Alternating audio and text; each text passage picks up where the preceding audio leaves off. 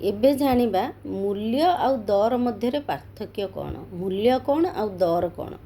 साधारण भाषा रे कहिले मूल्य कहिले आवश्यकता बा उपकारिता को बुझाए, किंतु एहाकु व्यावहारिक मूल्य बोली कहा जाए। अर्थशास्त्र रे मूल्य कहिले तार अर्थ अलगा हुए। अर्थशास्त्र रे मूल्य कहिले विनिमय मूल्य को बुझाए।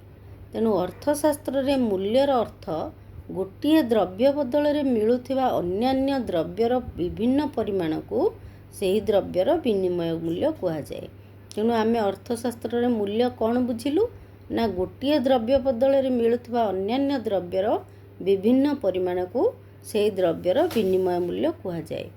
उदाहरण हैला, जदि गोटिए कलम बदल रे 5टी पेंसिल मिले तेबे गोटिए कलमर विनिमय मूल्य 5टी पेंसिल बोली कुहाजिबो।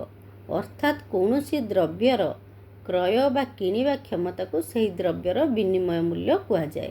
तेणु आमे कौन बुझिलु ना कौनसी जिनिसर बा द्रव्यर किनिबा बा क्रय क्षमता को सही द्रव्यर विनिमय मूल्य कुहाजाए।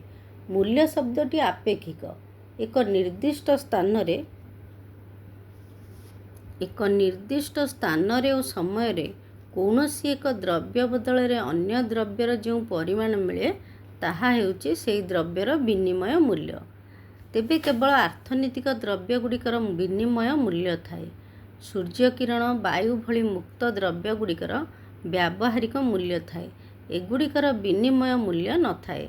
सेगुड़िक उपभोग करिया पई कौनसी मूल्य देबाकू पड़े नाही। जदि कौनसी द्रव्यर विनिमय मूल्य थिबो तेबे निश्चित भावरे तार व्यावहारिक मूल्य मध्य थिबो, कारण उपयोगिता नथिले कौनसी जिनिसर विनिमय मूल्य संभव नुहे। किंतु किछि द्रव्यर व्यावहारिक मूल्य थाए किंतु विनिमय मूल्य न थाए, जेमिति कि सूर्य किरण और वायु।